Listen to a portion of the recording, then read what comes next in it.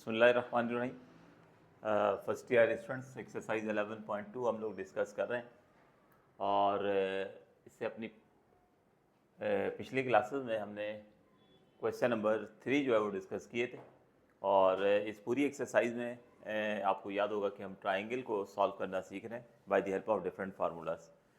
तो ट्राइंगल को सॉल्व करना इससे पहले हम साइन लॉ की मदद से सीख चुके हैं, फिर को हमने कोसाइन लॉ की मदद से सॉल्व किया था, फिर टेंजेंट लॉ की मदद से सॉल्व किया था और अब यहाँ पर क्वेश्चन नंबर 4 है हमारे पास। एक ट्राइंगल है, नज़र आ रहा है आपको कि इसकी तीनों साइड्स हमें गिवन है ए बी और सी, और हमसे ये कहा जा रहा है कि solve the triangle by using suitable loss. यानी इसका मतलब ये हुआ कि कोई भी लॉ इस्तेमाल करते हुए जो ऊपर हम पढ़ चुके हैं, साइन लॉ है, कोसाइन लॉ है, टेंजेंट लॉ है, जो आपका दिल चाहे अब वो उसको इस्तेमाल करके आपने इस ट्राइंगल को सॉल्व करना है। और आम तौर पर देखा यही है कि एग्ज़ाम में जब क्वेश्चन आता है तो वो उसमें लॉ मेंशन नहीं होता, यानी फार्मूला मेंशन नहीं होता कि आपको किस फार्मूले से प्रॉब्लम को सॉल्व करना है। ये आप पर छोड़ दिया जाता है, आप जिस फार्मूले से बेहतर डाटा को देखकर मुनासिब समझें आप उस फार्मूले से उसको सॉल्व कर सकते हैं। तो आइए इसको सॉल्व करते हैं। सबसे पहले हमारे पास जो है यहाँ पर जो डाटा गिवन है वो हम लिख देते हैं, हेडिंग लिख लेते हैं हम गिवन डाटा।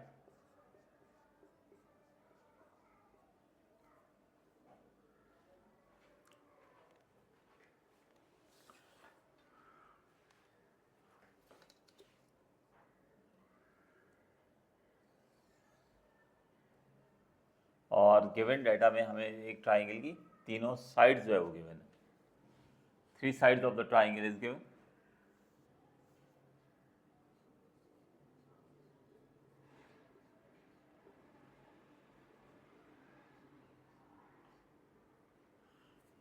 एक साइड ए है हमारे पास, वो है 9, साइड बी है हमारे पास, वो है 7, और साइड सी है हमारे पास, वो है हमारे पास 5। ये 3 साइड्स जो है वो हमें गिवन है और ऑब्वियसली हमें 3 एंगल्स जो है वो फाइंड आउट करने, क्योंकि एक ट्राइंगल को अगर हम देखें तो उसमें ओवरऑल 6 ही चीज़ें होती हैं, 3 एंगल होते हैं और 3 साइड्स होती हैं। तो 3 साइड्स हमें गिवन है, तीनों एंगल हमें मालूम करने। तो इसकी फिगर बना लेते हैं। यहाँ पर वर्टेक्स ए बी और सी, तो वर्टेक्स ए के सामने जो साइड है वो है 9, वर्टेक्स बी के सामने जो साइड है बी वो है 7, और वर्टेक्स सी के सामने जो साइड है वो सी जो है 5। और डिटरमाइन हमें क्या करना है, एक हमें एंगल अल्फा मालूम करना है, एक एंगल हमें बीटा मालूम करना है, और एक हमें गैमा, यानी ये 3 एंगल्स मालूम करना है।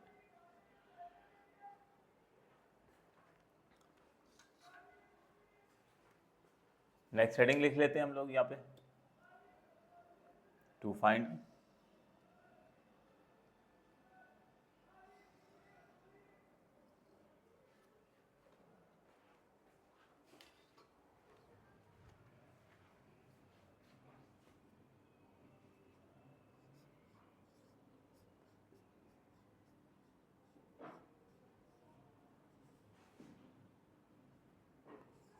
अल्फ़ा फाइंड आउट करना हमने, बीटा फाइंड आउट करना है, और गैमा फाइंड आउट करना। ठीक, तो बस अब अल्फ़ा बीटा और गैमा फाइंड आउट करने के लिए अब थोड़ा सा बस सोचिए कि कौन सा लॉ इस्तेमाल हो सकता है। कोशिश करें ऑर्डर में ही रहें, पहले साइन को सोचें, फिर कोसाइन को सोचें और फिर टेंजेंट को सोचें। देखिए अगर हम यहाँ पर इब्तदा साइन से करते हैं तो साइन लॉ क्या था, a upon sine alpha is equals to b upon sine beta. इसके डाटा को देखें, साइन लॉ इस वक्त हम यूज़ नहीं कर सकते हैं इस प्रॉब्लम में, सिर्फ आपको समझाने के लिए यहाँ पर मैं कह रहा हूँ कि साइन लॉ मैंने आपके सामने लिखा है। क्यों नहीं इस्तेमाल कर सकते, क्योंकि देखें हमें इस ट्राइंगल के तीनों एंगल मालूम करने हैं। तो अगर मैं साइन लॉ ए और बी वाला यूज़ करता हूँ तो देखें ए भी अननोन है और बी भी अननोन है। ठीक है, ए और बी मुझे गिवन है लेकिन दोनों एंगल अननोन है। इसका मतलब क्या हुआ कि अगर किसी फार्मूले में एक से ज़्यादा अननोन हो तो ज़ाहिर है find out at a time इस्तेमाल करते हुए फार्मूले को हम नहीं फाइंड आउट कर सकते। इसी तरह अगर मैं ये साइन लॉ यूज़ कर लेता, b upon sine beta equals to c upon sine gamma, तो देखें ये भी मुमकिन नहीं है, बी और सी की वैल्यू है, फिर दो एंगल अननोन हो जाते। इसका मतलब ये हुआ कि इस प्रॉब्लम को इनिशिएट करने के लिए हमारे पास जो है जो डाटा है वो मुनासिब नहीं है कि हम साइन लॉ का इस्तेमाल करें, हम साइन लॉ का इस्तेमाल नहीं कर सकते। इसका मतलब ये हुआ कि हमें कोसाइन के बारे में सोचना होगा। तो मैं यहाँ पर जो है वो कोसाइन लॉ का इस्तेमाल करूँगा और कोसाइन लॉ की मदद से जो सबसे पहला एंगल है वो डिटरमाइन करूँगा। तो सबसे पहले हम हेडिंग लिख लेते हैं और अननोन एंगल मालूम करते हैं।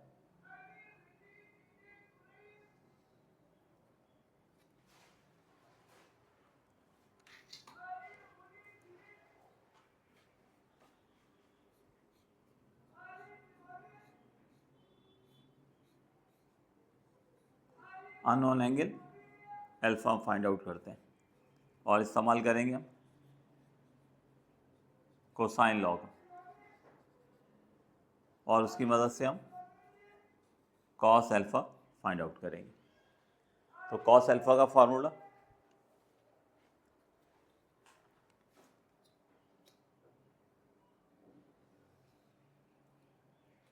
कॉस अल्फा का फार्मूला है हमारे पास B square plus c square minus ए स्क्वायर अपॉन 2bc। अब आप देख लीजिए ए बी सी की वैल्यू तीनों आपके पास है, वो बस यहाँ पुट करनी है और पुट करके हम कैलकुलेशन जो है वो उसका कैलकुलेशन मुकम्मल करेंगे तो हमारे पास जो है वो अल्फा आ जाएगा।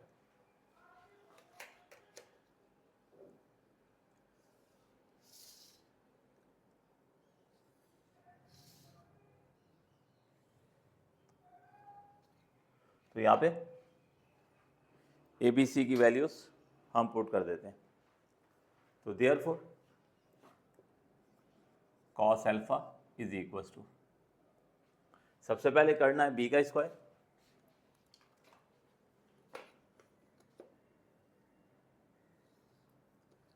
सबसे पहले होगा बी का स्क्वायर, बी की वैल्यू ये देख लें 7, तो ये हो गया स्क्वायर ऑफ 7।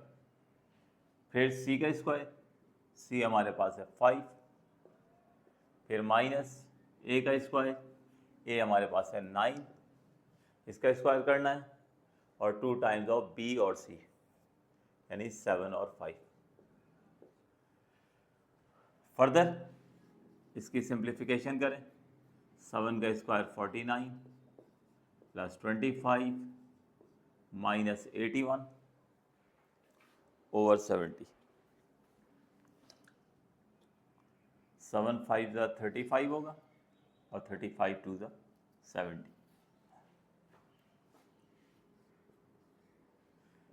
न्यूमिनेटर को सॉल्व करें तो न्यूमिनेटर जो है 49 प्लस 25 74 होगा और 74 माइनस 81, तो ये -7 ओवर 70, -7 ओवर 70 यानी -1 ओवर 10। ठीक है, अब यहाँ से कॉस को जो है वो हम दूसरी तरफ शिफ्ट कर देंगे।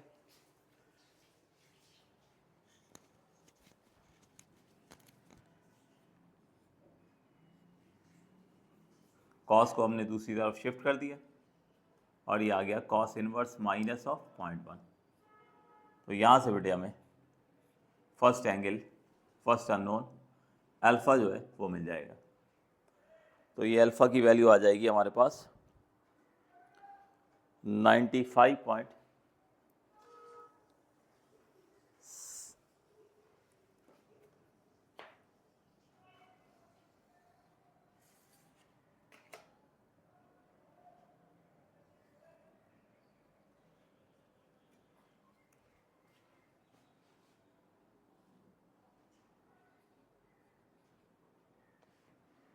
तो ये होगी 95.739 degree, 739 degree.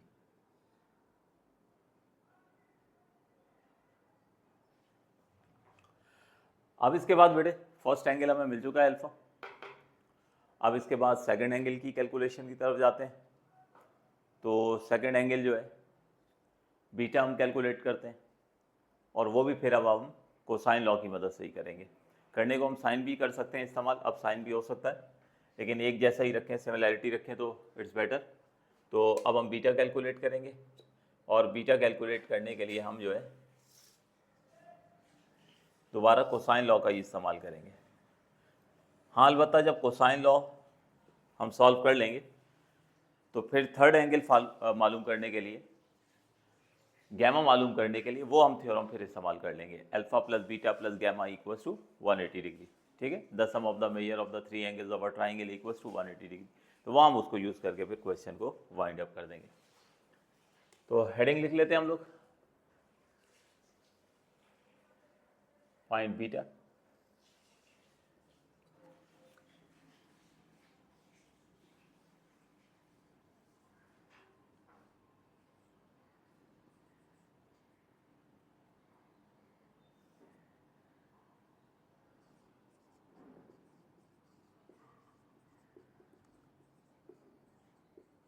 using cosine law, cos beta is equals to a square plus c square minus b square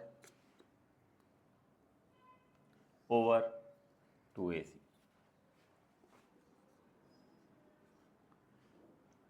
A square plus c square minus b square over 2ac।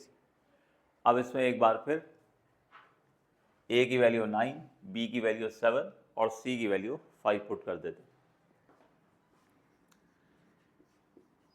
तो cos beta, first of all square of a, then square of c minus square of B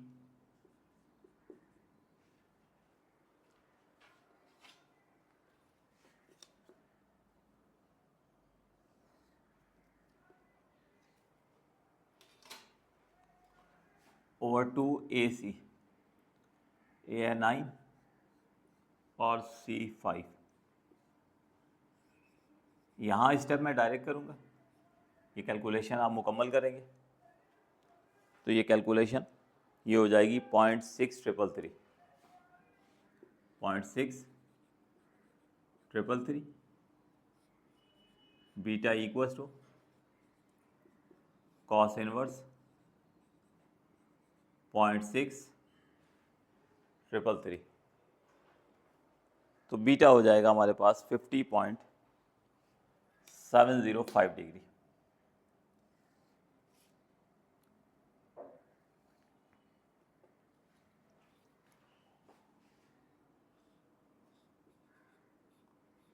तो beta 50.705 degree. ठीक है, तो ये दरमियान में calculation जो है ये कर लीजिएगा। तो बीटा आ गया हमारे पास 50.705 डिग्री। तो इस तरह से हमें अल्फा भी मिल गया और बीटा भी मिल गया। अब थर्ड एंगल हमने फाइंड आउट करना है, गैमा। तो थर्ड एंगल फाइंड आउट करने के लिए आपकी अपनी चॉइस है, आप चाहें तो साइन लॉ इस्तेमाल कर लें, कोसाइन लॉ इस्तेमाल कर लें, जो लॉ इस्तेमाल करना चाहें। लेकिन यहाँ पर सबसे बेटर क्या है कि हम वो थ्योरम इस्तेमाल करें कि alpha plus beta plus gamma equals to 180 degree. सबसे बेहतर वही रहेगा, और इस थ्योरम को इस्तेमाल करके हम जो थर्ड अननोन एंगल है वो हम ज़्यादा आसानी से फाइंड आउट कर लेंगे, क्योंकि दो एंगल हमारे पास ऑलरेडी आ चुके हैं। तो फाइंड गैमा। तो since alpha plus beta plus gamma equals to 180 degree, यहाँ पे अल्फा और बीटा की वैल्यू पुट कर दें। अल्फा है 95 डिग्री, 95.739 डिग्री, प्लस बीटा है 50.705 degree, plus gamma equals to 180 degree.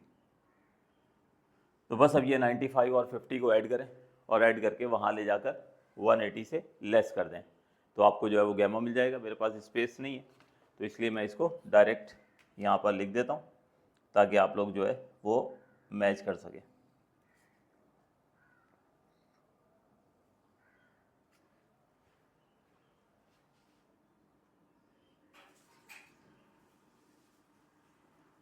तो ये 95.739 प्लस 50.705 इसको जब आप ऐड करते हो तो ये 146.444 होगा।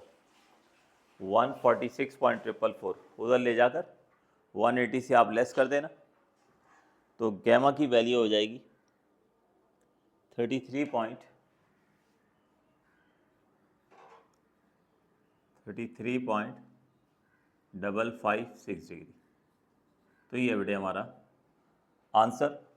और इस तरीके से हमने इस ट्राइंगल के तीनों अननोन जो एंगल्स थे वो हमने डिटरमाइन कर ली। नोट कीजिए, इंशाल्लाह फिर अगली वीडियो में इसको प्रोसीड करते हैं।